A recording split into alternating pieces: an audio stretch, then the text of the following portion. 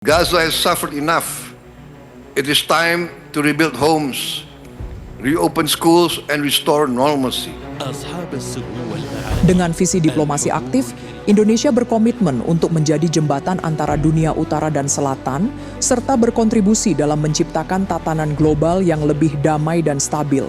Presiden Prabowo menyampaikan pidatonya secara virtual di Forum International World Government Summit 2025 yang diadakan di Dubai. Dalam pidatonya, Presiden Prabowo menekankan pentingnya peran aktif dunia dalam menjaga stabilitas global dengan prinsip perdamaian, keadilan, dan saling menghormati.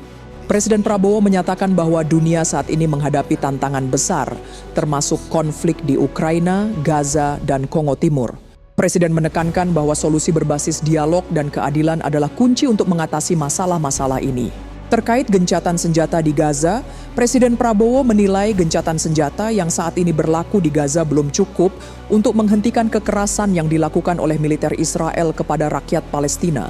Presiden menekankan kembali bahwa Indonesia tetap berkeyakinan perdamaian abadi di Gaza hanya dapat terwujud jika rakyat Palestina sepenuhnya merdeka dan solusi dua negara segera disepakati oleh Palestina dan Israel. Indonesia supports sincere efforts towards a just and lasting resolution anchored in a two-state solution.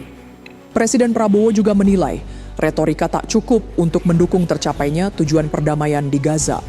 Presiden memandang perlu ada langkah-langkah konkret yang dilakukan oleh negara-negara dan komunitas internasional untuk memastikan Israel tak menggempur Gaza serta menyiksa rakyat Palestina.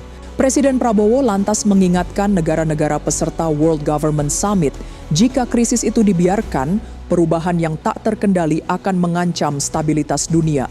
The world cannot allow the cycle of violence to persist. The crises in Ukraine, Gaza, and East Congo and other parts of Africa reflect a broader erosion of global stability.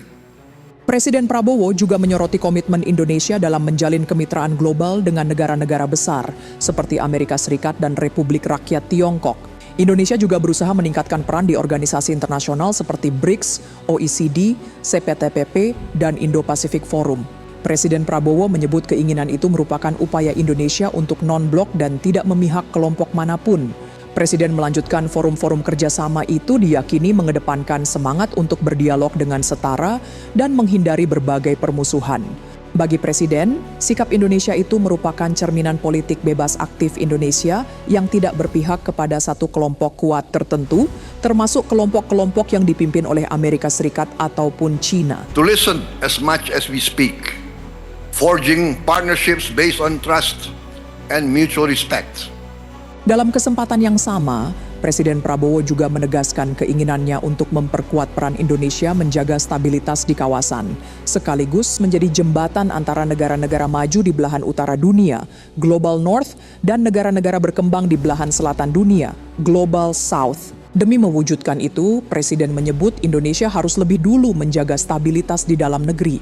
Oleh karena itu, Presiden pun menekankan keinginannya mewujudkan Indonesia sebagai negara modern dan maju, mengingat Indonesia memiliki aset-aset dan kekayaan alam yang melimpah.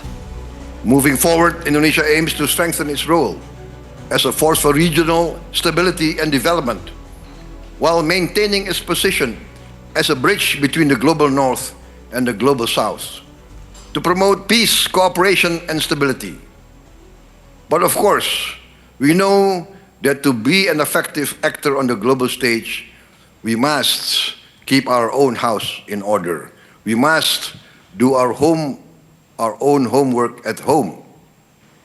Our international influence and our ability to contribute meaningfully to global stability are linked to our own strength, our own resilience, and the economic progress and the social welfare of our nation and our people.